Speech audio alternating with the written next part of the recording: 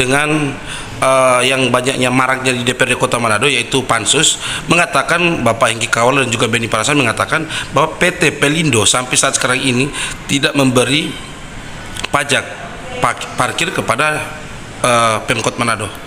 Tanggapan Bapak seperti apa, Pak? Ya, upaya-upaya ini juga pernah kami upayakan bersama dengan tim yang ada di Bapenda untuk mengunjungi Pelindo. Tahun yang lalu sudah kami kunjungi dan sempat melakukan komunikasi dengan Pelindo. Memang mereka ada aturan yang mengatur tentang aturan pengenaan pas terhadap penumpang dan kendaraan yang masuk di pelabuhan. Nah, itu sudah kami komunikasikan dan mereka juga punya aturan dari Kementerian Perhubungan terkait kendaraan yang dikategorikan sebagai pas pelabuhan yang arah penggunaan dana itu masuk ke PNBP. Memang berkembang di Dewan bahwa ya, ketika mereka berada di Kota Manado, ya otomatis mereka juga harus berkontribusi dengan Kota Manado karena posisi mereka ada di Kota Manado. Nah, hal ini masih sementara kami diskusikan. Kesimpulan akhir dengan DPRD Kota Manado, mereka akan panggil hearing bersama dengan Bapenda untuk mencari solusi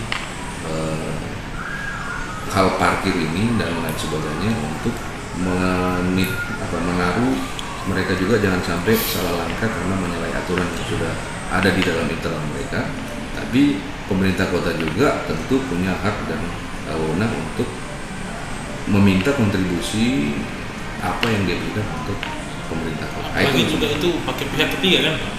Yang di di Pelabuhan Manado itu kayaknya ada pihak ketiga. Iya. Itu yang sementara kami diskusikan. Artinya mencari solusi supaya juga apa yang menjadi cita-cita pemerintah kota bahwa pajak itu mewajibkan pembangunan yang ada di Kota Manado bisa kita. Bandara saja ada pajak. Kalau bandara jelas, pas bandara itu hanya orang. Kalau kendaraan parkir. Kalau bandara mereka bayar pajak. Ada Angkasa Pura itu, perusahaan mungkin mereka dan setiap bulan mereka sudah disiplin untuk Oke, Pak, di beberapa waktu yang lalu saat diwawancarai, Benny Parasan mengatakan bahwa jika tidak diindahkan untuk membayar pajak, maka mereka akan dari DPR akan desak pemerintah untuk pakai Pol PP untuk menutup atau polis lain lokasi-lokasi itu. Tanggapan Bapak seperti apa, Pak?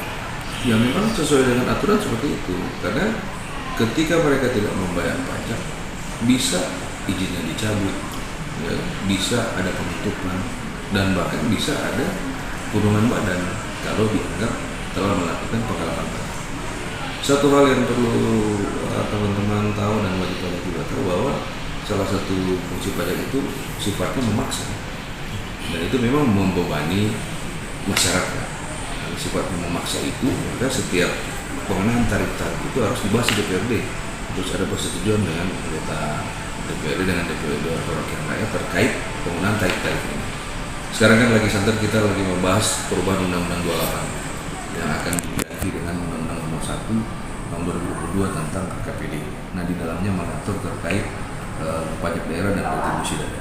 Nah, itu sementara dalam pembahasan termasuk juga tarif-tarif dan angka-angka yang nanti kita akan kenakan di tahun 2024 dan 2025. Nah, itu harus disepakati oleh Dewan dan ketika disepakati itu kita laksanakan bersama.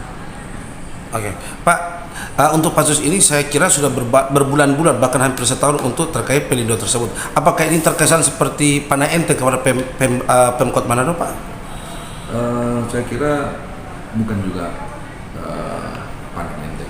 Kita yakin pemimpin Pelindo pasti tahu aturan dan kondisi aturan internal itu yang mengikat mereka, pos-pos yang harus mereka setorkan harusnya ke, misalnya contoh ke pajak daerah, karena ada aturan jadi dialihkan ke PNBP.